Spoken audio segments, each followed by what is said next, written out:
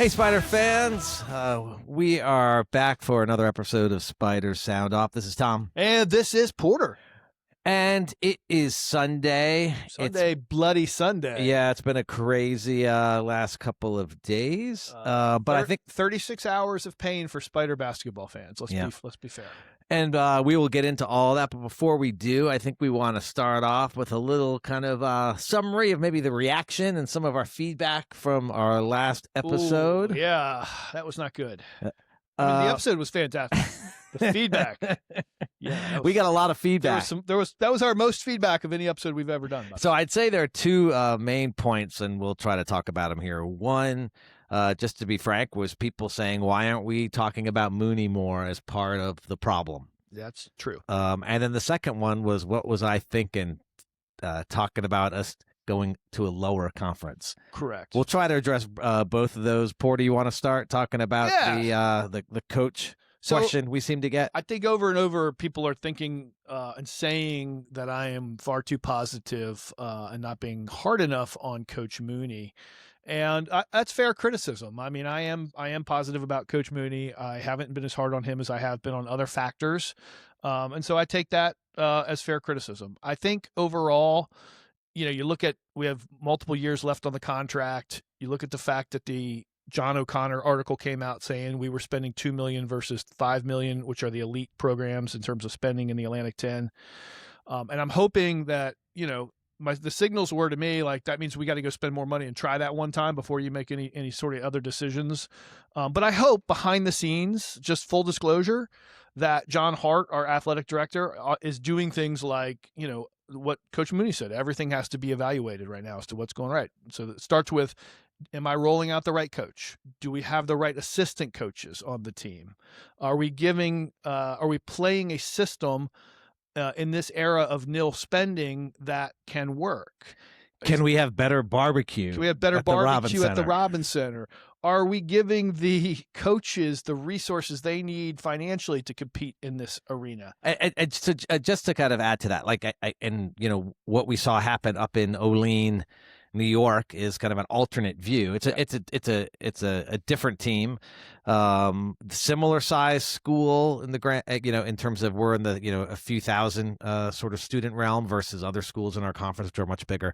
I think we'd all agree Richmond is a nicer place to live than Olean, New York. Much better. But the people up there are very good people, right. and I know a lot of them. But I can I'll say trying to take a step back, yes. I can see that there is a stronger argument to go the Bonnie's route than to go the Richmond route, where Bonnie decided, or maybe mutually decided, to change coaches to save money on their coach. In theory, this is kind of rumor or being put out there by press people who are closer than us, that they're going to try to save money on their next coach to put more into NIL. And it's a coach who'd been there for 19 years, kind of rebuilt that program, had NCAA success. So we've heard that argument about Richmond. I get it, but we also heard before our game that it was announced, I think John O'Connor is kind of the one to push the point that was told to him that Mooney is coming back. So can I say something about that too? I didn't love the timing of that, by the way. Like, if he's coming back, great, that's fine. I kind of think we were suspecting that was going to happen, right? Yeah.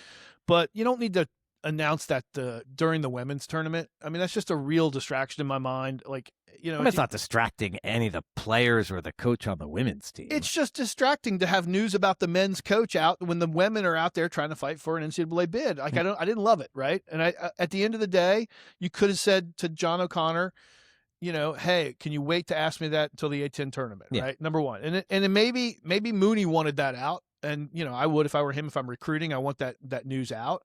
And maybe there's a player that he's about to sign that needed to hear that. Well, you can just have a private call between that player and the athletic director. So I just didn't love the timing of it, but that's just me. But Mooney is coming back. That's been announced, by John O'Connor. And, I think you're going to see us spend significantly more money this year in the portal than we did in the last year. If you do the math, by the way, with money that's presumably coming off the books with our seniors, and a $5 million spend instead of a $2 million. Nobody's saying $5 million, but that was the number that was in the article. That's the number that's in the article that the others are spending. Yeah. So let's say it's $5 million. That kind of supposes, you just have to do the math, that we could spend as much as $750,000 on a single player.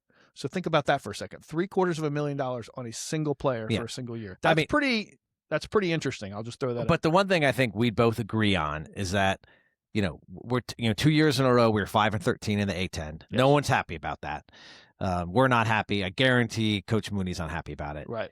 If we have another year like that, his seat is going to be on fire this time. And if we find more money, spend more money, and we're going 5-13, like there's a totally different conversation. Yeah. I doubt there's an announcement in a year from now that he's coming back for another year. And by the way, folks, remember I moved back to the area in 2024. My first time, living in Richmond since college, since going to the University of Richmond. And I watched Mooney cut down the nets in 2024 for winning the A10 regular season. I suffered through the 25 season, which we all suffered through. It was terrible. And now I've suffered through the 26 season. It's not been a good season. You're banging the table again. I'm banging the table again. And so, shaking the camera. So I feel that pain too. But what I decided to do about it, honestly, is to say, let's go watch the women play. They are really, really good. You guys have heard me hype the women's team. I love that coach. I love Mooney too, but I love Aaron Roussel. He's a top 10 coach in America. He's built a program for us. They play really, really good basketball. And I just decided to try to use the positivity about what they're doing to try to promote the program and get you guys out to go watch them. Happy to say, they were drawing 2,000 a game at the end of the season as compared to 700 the first kind of year of the Maggie Dugan, Rachel Ulstrom, era. And so, look, people are coming out to the games. We're building momentum. You got one of the top coaches in America. Just fall in love with the women's program because it really is great basketball. Now, before we get into the whole, why did I mention the Patriot League? I was just, we've talked about the offense and how you look at a team like St. Louis and how elite they are and their kind of 2 versus 3 selection and what can we do to change? I was just looking at stats. I thought this was kind of interesting. And this won't be a surprise, but if you think about how do you get more efficient, if you look, there's a stat on Bartorvik, if anyone has looked there, of dunks. Dunks in a women's game. This is the men's game. Oh, the men's game. Yeah, smart. Pay attention. We are ranked 286 in dunk attempts. And 277 in the share of our 2s that are dunks. So we are really bad at the most easiest basket there is. We take about 1.3 per game. If you look at VCU, they take 3 per game. 3 dunks. 3 dunks. Yeah. And it's 10% of their 2s. For us, it's 4% of our 2s. Remember Scott Stapleton? Yes, of course. That guy could dunk the basketball. As you take the extreme, Georgia is number 1 in the country. 19% of their 2s are Kevin dunks. Smith could dunk the basketball. They have 217 attempts to our 43 attempts. Oof. So that's the best versus kind of where we are in the 280s. So Robinson can dunk the basketball. Well, I know, but he's got to get the ball from someone so he can. Okay, so let's talk about this whole Patriot League thing. So let me be clear. I don't want us to go into a worse conference. Right. And kind of one obvious thing, but maybe, when we were kind of riffing last time, it doesn't quickly come to mind, is that even if we went to a lower conference, pick our days on the Colonial or, even lower, if you look at the rankings of the Patriot League, even if we could win that league, every other year, the best you're getting is a 15th seed. Right. Some years a 16th seed. Right. So while we don't have history winning above a 12, I'd love to be in a place where we have those opportunities, or at least we're getting kind of 12 seeds when we come out of early. 11? No, I guess we. No, I don't think we did. Okay. Now it all comes kind of frustration of where our program is, and just the plight of mid majors right now. Yep. And just a correction to what you said before. Yeah. I was talking about the A10. You're like, yeah, but VCU went to the Final Four, the A10. They did not. They went to the Final Four as a CAA team. Oh, that's right. Yeah, that's a good point. And if you look at this stat, this is kind of a damning A10 stat. So George Mason, VCU, and Butler twice went to the Final Four before they joined the A10. And obviously Butler kind of came and went pretty quickly, but none of them have been to the Final Four since joining the A10. So they all came to kind of elevate their program, and they've seen it, but they haven't seen it in Final Fours. And if you look over the last 10 years, we've got some feedback of hey, the A10 is just as good as it used to be, or hey, it's not as bad as you think. If you go over the last 20 years, the first 10 of those 20, we had 10 teams ranked at the end of the year in the AP. and 35 made the NCAA. So basically, we average one a year. That's a top 25 team, and 3.5 in the NCAA. So the last 10 years, we've had 2 teams in the year in the AP, and we've had 17, maybe 18 if we get 2 teams in this year in the NCAA. So we're averaging 1.7, 1.8. So it's clearly about half as good. To me, it's half as good as it used to be. It's still a multi-bid league. So, I mean, we're not averaging 0.8. We're averaging 1.7, 1.8. So we get 2. Sometimes we get 1.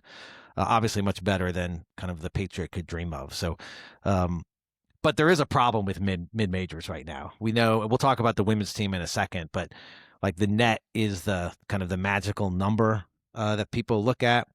And if you're in a mega conference or a power conference, like you can get your quad 1 and quad 2 games just from your conference. Right. Like you don't need to try to schedule those. And you may, if there's a big money-making game, you'll see every now and then kind of UConn will play Michigan or something like that preseason. But it's tough being a mid-major right now. It is. I mean, at the end of the day, too, the message that I think we didn't really talk about when we just like, and I'll tell you guys, remind you guys again, we don't plan what's going to be on these episodes. We come out. We plan a little, just a very rough straw man, but we come out, we have a conversation, we put a conversation on air. Sometimes we listen to it and we're like, why did we say that, or why did I not follow up with that? But at the end of the day, we pretty much try to just be as authentic as possible. I could have said the American East Conference. You could have said the American East Conference or the SWAC or the NEC or something that's like way down the power rankings. But at the end of the day, like, I mean, we want the team to do well. We want the program to do well. I mean, we're not, here for the agenda that, the real people who are super mega frustrated with the men's program want us to be here for. We don't have that same agenda. We do want to win. We want to be competitive. We want to see us do our best.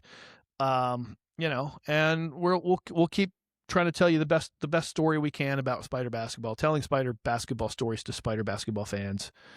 I don't know. I'm just rambling. Yeah. And so, I want to talk a little bit more about the mid-major plight and some information I saw. So I believe if you really surveyed the athletic directors of the Power 5 conferences, they would say we don't need any of the other conferences to be in the NCAA tournament. If they could just snap their finger, and I know it's like, yeah, but remember all these great games, and of course we remember them because we're part of that story. But at some point, this comes down to money and the advantages that the big schools have, and it also carries to the NCAA tournament. So you get roughly $2 million per game that your conference goes in. So your conference gets that to split.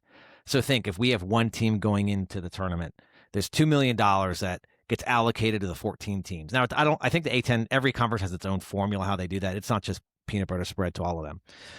You also get it over 6 years. Now, if every year you get a team in, which the A10 certainly does, you're basically getting $2 million a year. You're getting some of the old payments, some of the new payments. SEC last year, if you look at what they're going to earn over the next 6 years, got $70 million. We got 2. And this is our conference, not teams. This is a conference. So you think the SEC is like, I'm glad the A10 got 2, or they would just love to take our 2? I'm pretty sure they'd love to take our 2. Yep. And I think that's where it's headed unless the mid-majors and the small schools build some sort of coalition to force change, because otherwise, like, it's going to happen to us. We ought to be proactive and either prevent it from happening. Coalition of the willing. Yeah. And I say the small conferences, too, because if you don't get them involved, they're just going to take buy-in games from the big conferences because they need that to fund themselves. Mm-hmm. So you've got to get the small conferences in as well. But right now, like, I think the problem is bigger than it's talked about, because what you hear mostly is from the ESPN folks who love the Power 5 or talk radio who's talking about like the big conference teams. There's not a lot of talk on the small teams and how much trouble they have. But the one thing that we know is going to change is the A10 commissioner is changing. Yes. And so hopefully, like, that's a step in the A10, taking some leadership in this space, because the A10 is one of the most successful Big 5 conferences that's has a basketball focus. Interviews for the commissioner are happening next week. So I don't know how quick they'll make decisions there. Porter and I were not invited. We made our call for. We weren't invited to interview or to interview for the position. Oh. But like, if and I think you'll hear a lot of these ideas. I think we just need to get the commissioner to get people in the room to come up with ideas that aren't just the traditional ones. Whether it's kind of, we've had this conference challenge before. A lot of conferences do that, and sure, that would be good. I'd love to see like conference tournaments where we're playing another conference, in a Christmas tournament, or do something innovative. Like let's have like this whole rule that conference starts from January and you don't do anything else. Like Play it like, backwards? No, but we just need to do something different. Like you can't, like playing it by the old rules is going to get us the same thing. So like, again, this is probably a stupid idea, but hey, in February, like that's when you have your challenge with another conference. Yeah, I love that. A10 Mountain West. And we've also, like, if you guys are NFL fans, like where the schedule is flexible, like the last flex our 4 best teams against their 4 best teams to try to get some extra wins. Or you know what? If getting pick a school, if getting George Mason in the NCAA tournament is only going to happen if they get a few more quad 2 games, let them go play another top team in our league 3 times in the last 2 weeks. It's like you've got to just be, and again, these are all probably dumb ideas, but you got to get the right people in the room, and hopefully that commissioner does that. I wouldn't say they're dumb ideas. They're just radical ideas. How about like you basically band together with 4 other conferences and you say, we're going to keep flexibility for these 3 days in February. And like, we're going to take our 4 best teams from each conferences and match them up in a way that maximizes each of their chances to get a quad 1 or 2 win. Right. So it's like, let's say it's St. Louis at 28 and in the Mountain West, I don't know, insert who's good in the Mountain West these days. They've changed so many times. Yeah. So let's just take, some media, let's take Gonzaga for a second. Gonzaga against St. Louis, St. Mary's against who's our second best team, VCU. Yeah. You basically try to create a 3-day tournament where you match 1 against 1, 2 against 2. And the goal is simply to get extra power. Now, but Gonzaga doesn't have the same problems we do scheduling, but that doesn't. But that's just an example. Yeah.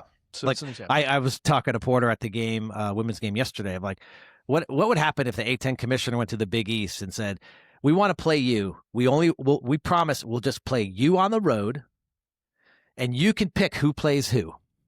Like, again, the Big East guy might not even pick up the phone.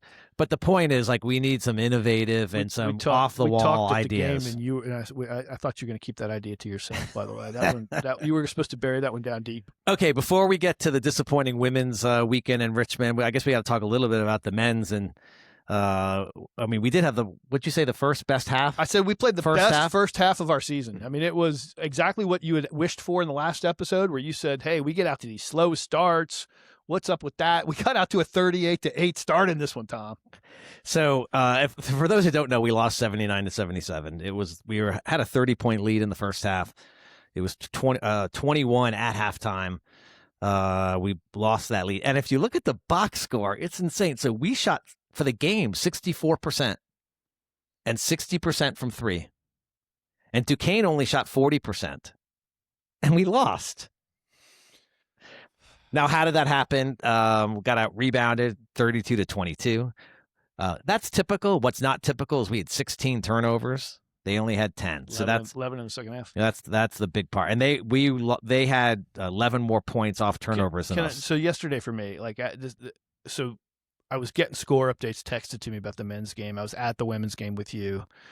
We had a really bad day. We'll talk about that in a second at the game. And then I'm walking through the parking lot. I couldn't do the post-game show. I was just too depressed. And I want to bring my energy, but I don't also want to show up and just kind of like be morose. So I literally decided to skip the post-game conference. Walking like somebody kicked me in the stomach with a steel-toed boot through the parking lot. Get into my car. There's Bob Black and I think maybe it was Scott. I can't remember who was traveling with him for the radio call. But, driving home, and it's like we still got the lead, and it's like just kind of slowly going downhill. And then at one point in time, Bob mentions we were up 30 in the first half, and I'm like, holy cow. And then it's, the tip in happens, they win, and I just turned off my radio, went upstairs, took a nap. I just couldn't handle any more basketball for the day. I was done with Spider basketball. We're emotionally invested in this stuff, especially, we're so close to an at-large bid for the ladies. Just, I felt we needed to win that game yesterday. I've now looked at things a little more. I have another take for you guys today, but it was just a really tough day. Okay, so just a couple things to wrap up the men's. These are some of the despite all of that great shooting, some lowlights I got put together. So Argerbright and Johnston, you think of the two guys who were kind of running our offense most of the game. They had 4 assists, combined and 8 turnovers. Okay. Tanner played 32 minutes. He was second on the team time, 32 minutes. Over 32 minutes, he had 8 points, 5 rebounds, no assists. And finally, Mike Walls was 1 for 3 shooting.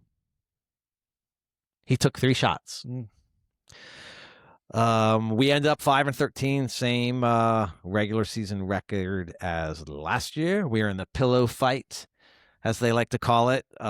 We play Wednesday at 2 p.m., prime time for game watching. Wednesday at 2 p.m. That's on the USA Network against Loyola, Chicago. Porter is the loser of that team, the worst team in the A-10. Absolutely. They're the worst team in the A-10. If they beat us twice, I can't say we're not the worst team. The winner gets Davidson. Okay. And then I think the winner of that likely goes. Here's what I will say: VCU, we won't go 0-3 against Davidson. If we can get out of the pillow fight, we'll beat Davidson.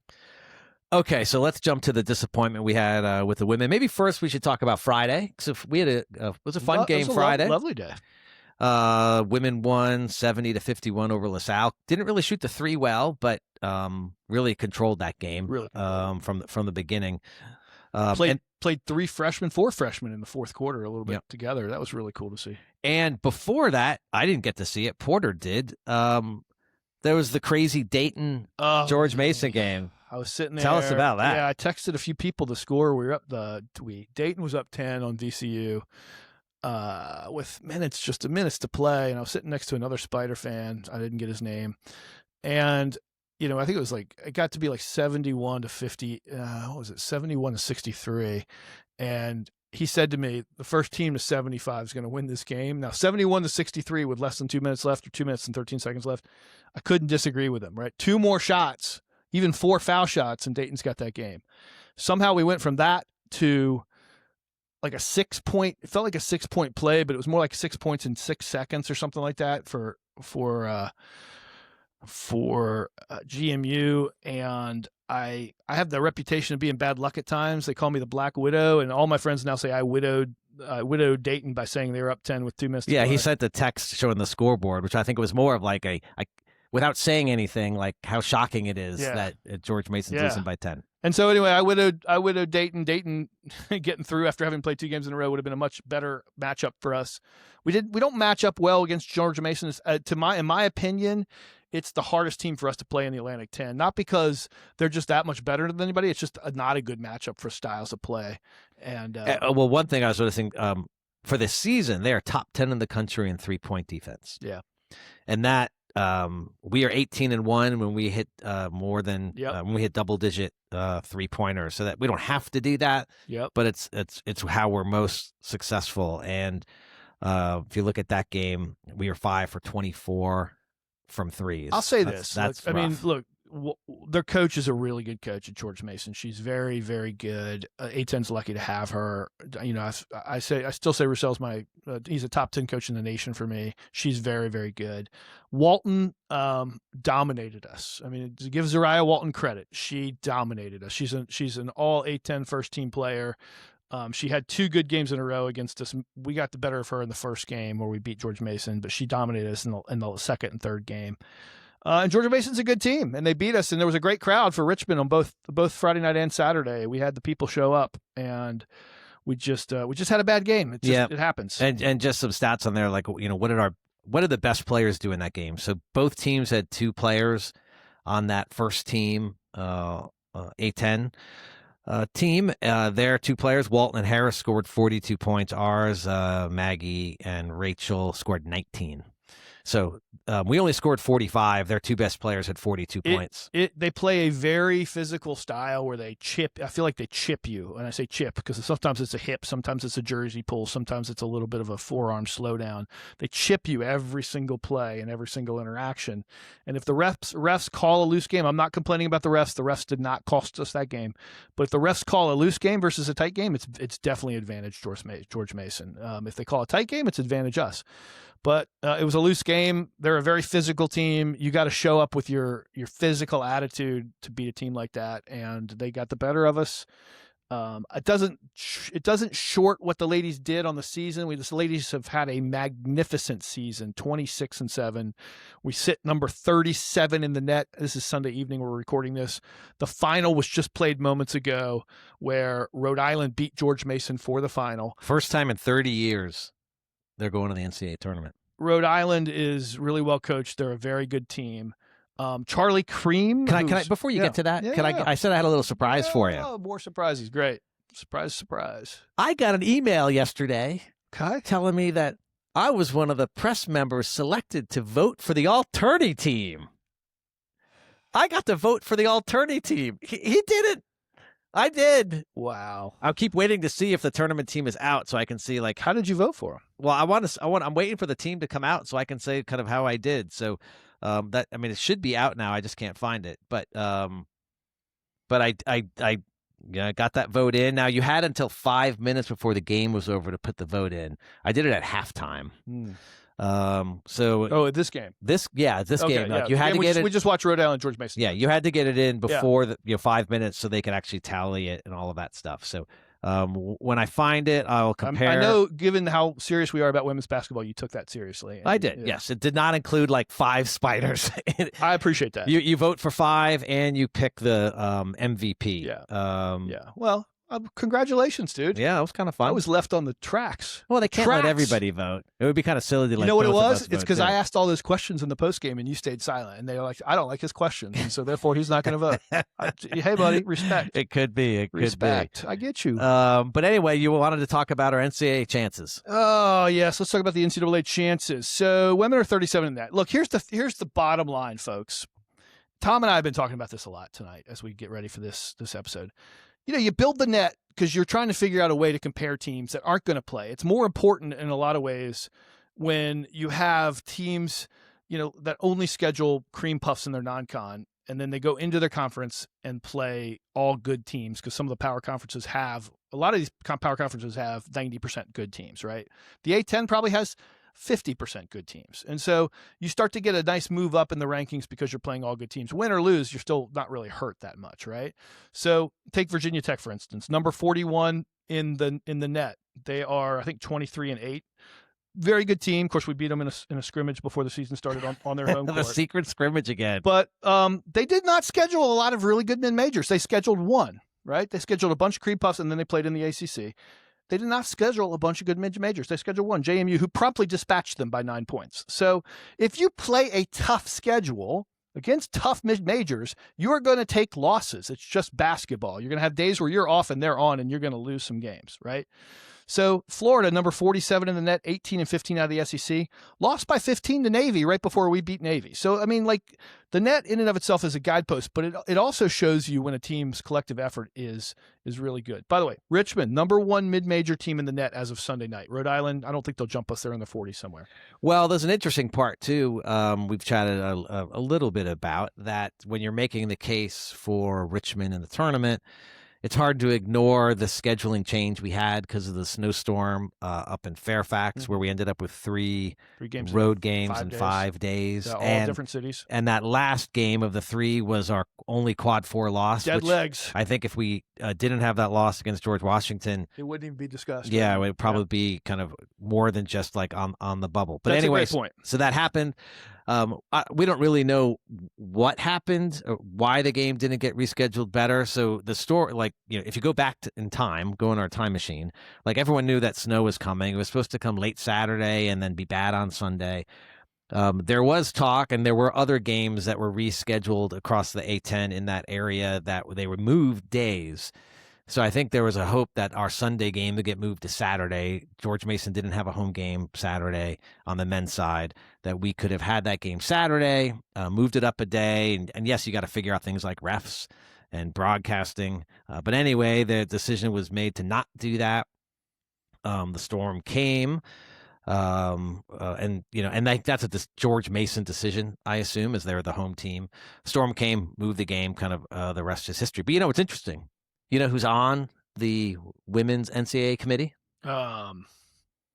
It's the AD of George Mason. Oh, so you think he'll do us a solid? I don't know about that, but Marvin Lewis. I researched him a little bit. He's a CPA. Really? Or he was. He was a CPA at some point. So he's a smart guy. Okay. From one Certified public CPA accountant. to another. Like, do the right thing. Like, let people know that, kind of fall on your sword and say that The scheduling A10 was is definitely a a problem. 2-bid league in this case, maybe even a 3-bid league, but I don't think they'll give us 3. But 2 is definitely merited. Richmond, again, the number 1 mid-major team in net in the country, 37. That stands for something. By the way, Indiana, who's in the mid-40s in the net, 18-14. I just listened to one of their players, give a soundbite for social media saying, we won't play in any tournament other than the NCAA tournament, i.e., don't insult us with the WBIT or the WNIT. We're NCAA only. And again, 18-14. Okay, so I got 3 of the 5 right on the all A10 team, Okay. and I did not get the outstanding player. Okay. Correct.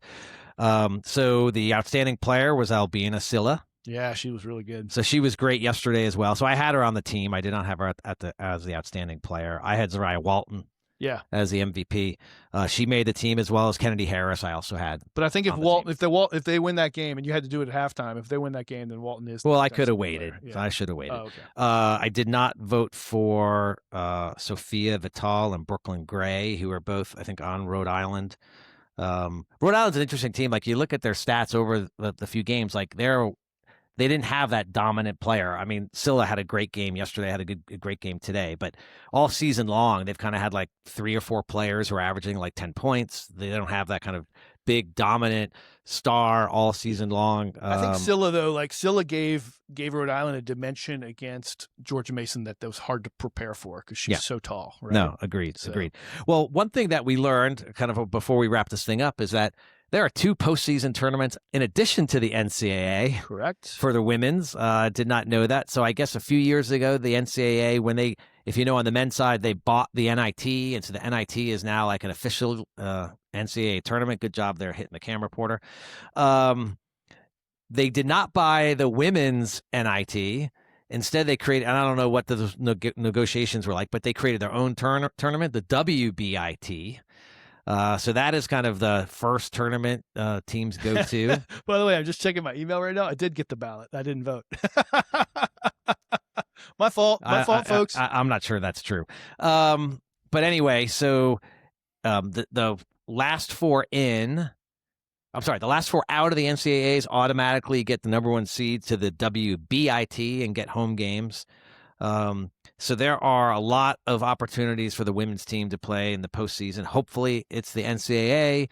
If it's not, it's very likely we'll have a home game in the Robins Center. So, over the next few weeks, we'll know that, I guess, in a week from now, or I think it's on Monday when all those other things come out. So we won't know it on Selection Sunday, but we'll know it soon after. Here's my final take on the NCAA. Stop hitting the table. You can't tell a team that the net's what matters, or matters a great deal, that then destroys the net from a mid-major perspective, and then say, well, you had a quad 4 loss, or you didn't win enough quad 1 games. We played the game that was given to us, put the best schedule we could together, did really well against that schedule, finished 26-7, have a net that's 37 in the country. This is an at-large team, folks. Let's make it happen. Don't disappoint. Spider sound off. Okay, so over the next couple of weeks, we'll obviously have that information. Hopefully, it's next Sunday night, the 15th at 8 o'clock. I think. Yes, selection show. It's a late selection show. How are we going to record after that? I don't know. You're just going to be banging the table and messing with the camera, so maybe I have to send you home. We also going to have some interviews with some Spider greats, and we'll obviously have some update on the men's tournament. We're not expecting us to have a 5-game rally, but we will have some Spider greats interviewed over the next month or so. Like we've talked about, we'll cover the women's postseason. And as soon as the NCAA tournament is over, kind of your next season's team takes shape. Mm-hmm. So we'll be pretty active over the next few weeks. Congrats to Aiden Argerbright today, named the HD, I think was the name of it. Freshman of the year for the A10. So yes, HD. Yeah. Some award. Should we have a Spider sound off Freshman of the year for the A10? We can do it. I think we are co-freshman of the year. Co-freshman of the year for the A10 podcasters. That's right. Freshman podcast of the year. Yes, that's right. As awarded by ourselves. We will take an award, folks. If you well, anyway, until next time, this is Tom. And this is Porter. And this is Spiders sounding off. See ya.